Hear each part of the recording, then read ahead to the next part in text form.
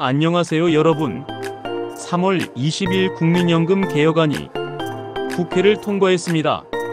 오늘은 이 개혁안이 안고 있는 구조적 한계와 세대 간 불균형 문제를 함께 들여다보겠습니다. 지금부터 정부가 말하지 않는 국민연금 개혁의 진짜 얼굴을 확인해 보시죠. 끝까지 시청 부탁드립니다.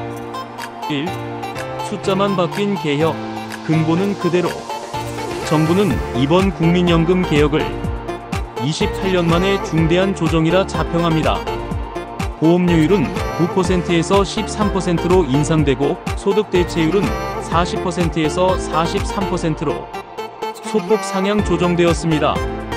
겉으로 보면 더 내고 더 받는 논리로 설명되며 제도의 지속 가능성을 강화한 것처럼 보일 수 있습니다. 그러나 이번 개혁은 단순히 수치를 조정한 모수 개혁에 불과합니다. 기금 운용의 효율성, 제도 내의 형평성, 그리고 근본적인 구조 개편은 여전히 다뤄지지 않았습니다.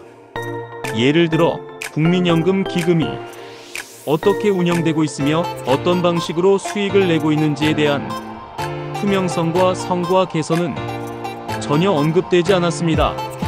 마치 구조적으로 기울어진 건물에 벽지만 새로 칠하는 격입니다. 이번 개혁이 정말 미래 세대를 위한 대책인지 아니면 당장의 정치적 부담을 피하려는 임시 방편인지 다시 생각해 볼 필요가 있습니다. 2. 청년은 더 내고 더 불안하다. 연금 개혁의 가장 큰 부담은 다름 아닌 청년 세대에게 돌아갑니다. 20대와 30대는 현재의 개혁으로 인해 향후 수십 년 동안 인상된 보험료를 꼬박꼬박 납부해야 하는 세대입니다. 하지만 이들이 실제로 연금을 수령하게 될 2050년대 후반 또는 2060년대에는 지금의 제도가 과연 그대로 유지되고 있을지 아무도 장담할 수 없습니다.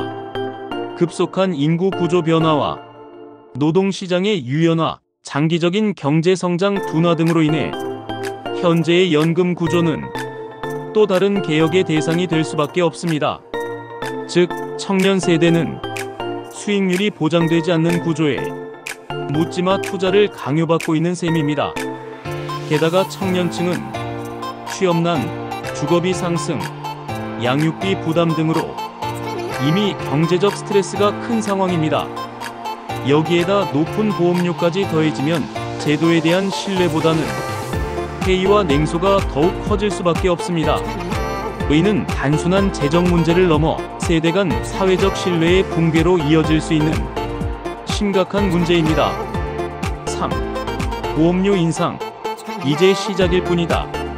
보험료를 13%까지 인상한 이번 개혁이 연금 재정 문제의 해답일까요? 전문가들은 결코 그렇지 않다고 말합니다. 한국 사회는 전 세계적으로 유례없는 초저출산과 초고령화를 동시에 겪고 있습니다.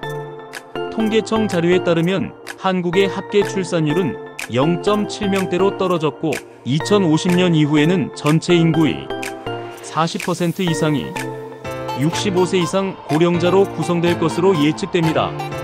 이는 연금의 납부자는 줄고 수급자는 급증하는 구조적 문제를 의미합니다. 이러한 변화 속에서 단기적인 보험료 인상만으로는 연금 재정의 장기적 안정성을 확보할 수 없습니다. 일부 학자들은 보험료율이 장기적으로 18%에서 20%까지 오를 수밖에 없다고 전망합니다. 이는 현 세대뿐 아니라 다음 세대에게도 지속적인 부담을 안길 수 있다는 의미입니다. 단순한 숫자 조정이 아닌 제도의 재설계 없이는 반복적인 인상과 개편의 악순환이 계속될 수밖에 없습니다. 4. 수익률 제고는 왜 외면했나? 보험료만 올리는 것이 연금 재정 안정의 유일한 해법은 아닙니다. 기금 운용의 효율성을 높이는 것만으로도 상당한 효과를 얻을 수 있다는 분석이 이미 여러 차례 제기되었습니다. 연구에 따르면 연금 기금의 운용 수익률을 연 1%포인트만 높여도 기금 고갈 시점을 15년 이상 늦출 수 있다고 합니다. 이는 이번 개혁을 통해 얻은 재정 안정 효과와 맞먹는 수준입니다. 그러나 이번 개혁안에서는 이러한 수익률 제고 방안이 거의 다뤄지지 않았습니다. 기금운용본부의 독립성 강화, 전문 인력 확보, 해외 및 대체 투자 확대 등 다양한 전략이 있음에도 불구하고 구체적인 실행 계획은 찾아보기 어렵습니다. 한국 경제의 성장률이 점점 둔화되고 있는 만큼 기존의 국내 중심 보수적 운용 방식으로는 안정적인 수익을 기대하기 어렵습니다. 납부자 입장에서는 더 내는 부담이 아닌 더 잘 굴리는 전략을 요구할 권리가 있습니다. 수익률 개선 없이 보험료만 인상하는 접근은 국민의 공감을 얻기 어렵고 장기적으로 제도 신뢰에도 악영향을 미칠 수 있습니다. 구조 개편은 다음으로 미뤘다. 진짜 연금 개혁은 단순한 숫자 조정보다 구조적인 개편에 있습니다. 그러나 이번 개혁안은 직역연금 공무원군 인사학연금과의 통합론에 자동조정장치 도입, 기초연금과의 정합성 등 핵심 구조 개혁 과제를 모두 다음 단계로 넘겼습니다. 이러한 구조적 문제들은 수십 년 동안 계속 논의되어 왔지만 정치적 이해관계에 막혀 실제 개혁은 단 한 번도 이루어지지 못했습니다. 국민연금과 직역연금 사이의 급여 격차는 국민들에게 형평성에 대한 의문을 불러일으키고 있으며 자동조정장치의 부재는 인구 구조 변화에 대한 탄력적인 대응을 어렵게 만듭니다.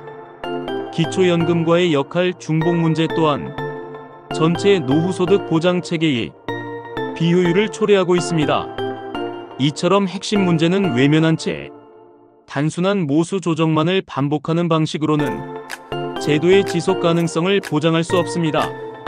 이번 개혁은 진짜 문제를 해결한 것이 아니라 정치적 책임을 뒤로 미뤘다는 평가를 피할 수 없습니다. 6. 진짜 개혁, 지금부터 다시 시작해야. 국민연금 개혁은 단순히 보험료율과 소득 대체율을 조정한다고 완성되지 않습니다. 세대 간 형평성, 제도에 대한 신뢰 회복, 그리고 지속 가능한 재정 구조 설계까지 아우르는 종합적이고 장기적인 접근이 필요합니다. 무엇보다도 청년 세대의 적극적인 참여와 의견 반영이 핵심입니다. 이들은 단순히 비용을 부담하는 납부자가 아니라 미래의 수급자이자 제도의 주체입니다. 청년의 신뢰 없이 제도의 지속성은 담보될 수 없습니다. 지금까지의 개혁은 정치적 타협에 불과했고 사회적 합의가 결여된 상태였습니다. 앞으로는 모든 세대가 함께 참여하고 각자의 이해관계가 균형 있게 반영되는 개혁이 이루어져야 합니다. 신뢰와 공감이 전제되지 않은 개혁은 반복될 수밖에 없고 그로 인한 사회적 비용은 점점 더 커질 것입니다. 진정한 개혁은 이제부터 시작입니다. 국민연금은 단순한 정책이 아니라 우리가 함께 설계해야 할 미래입니다. 영상이 도움이 되셨다면 좋아요, 구독, 알림 설정 부탁드립니다. 다음 영상에서 또 뵙겠습니다. 감사합니다.